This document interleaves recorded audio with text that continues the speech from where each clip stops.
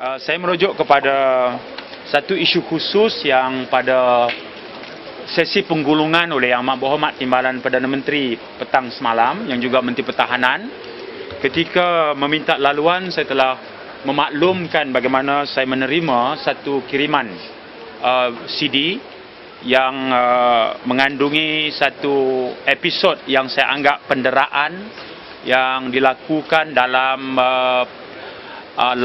program latihan asas komando Tentera Malaysia.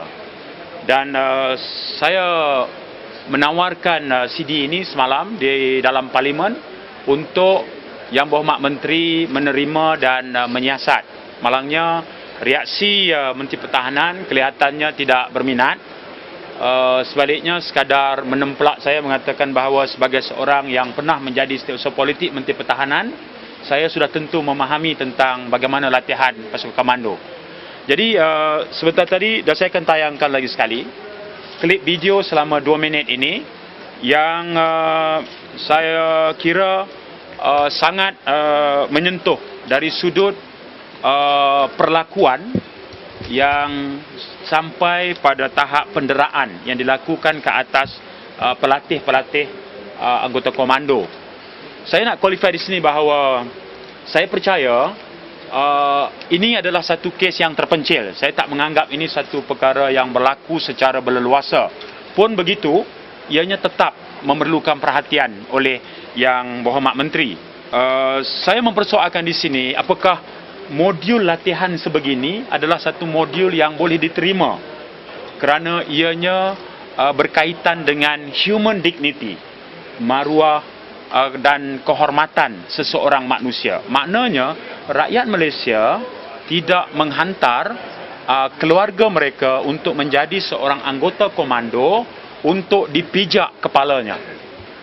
Sudah tentu Menteri Pertahanan juga tak mahu kepalanya dipijak secara fizikal. Kalau begitu, saya persoalkan kenapa membenarkan, kenapa boleh dibenarkan amalan atas nama latihan komando ini, kepalanya itu, seorang pelatih itu dipijak. Saya fikir martabat yang paling tinggi adalah kepala seseorang manusia itu. Dan bila saya tayangkan tadi, didapati perlakuan sebegini semacam menjadi satu yang disukai atau enjoy dilakukan oleh pasukan jurulatih.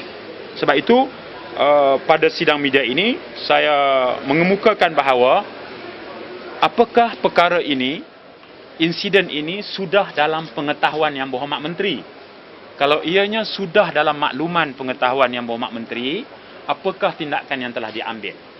Kalau ini merupakan satu yang baru diketahui, apakah sebenarnya tindakan yang sepatutnya diambil? Sebab itu kita mahukan, kita merayu, mendesak Yang Berhormat Menteri agar suatu siasatan segera dilakukan dan tindakan sewajarnya diambil.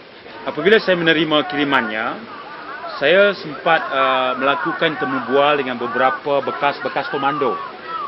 Ya, buat masa ini biar saya rahsiakan dulu siapa mereka. Mereka menceritakan pengalaman sepanjang mereka dilatih sebagai komando, mereka tidak pernah melalui modul yang sebegini. Sebahagian daripada anggota komando kita turut dihantar berlatih di Indonesia. Komando di Indonesia dipanggil Kopassus atau Komando Pasukan Khusus. Biarpun setahun atau 2 tahun mereka menjadi latihan di sana, dalam rangka latihan bersama, mereka juga mengesahkan tidak pernah melalui modul latihan yang sebegini. Ya, yang sangat glaring saya ingat di sini ialah bagaimana perlakuan penderaan fizikal.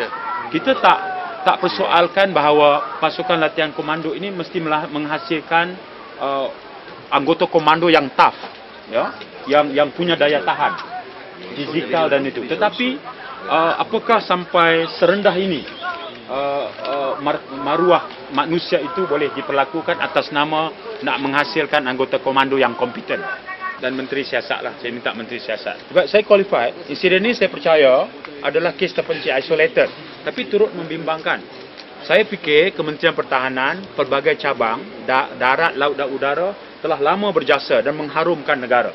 Sebab itu kita tak boleh benarkan insiden yang sebegini mencalarkan imej dan kewibawaan pasukan pertahanan. Itu premis yang saya letakkan.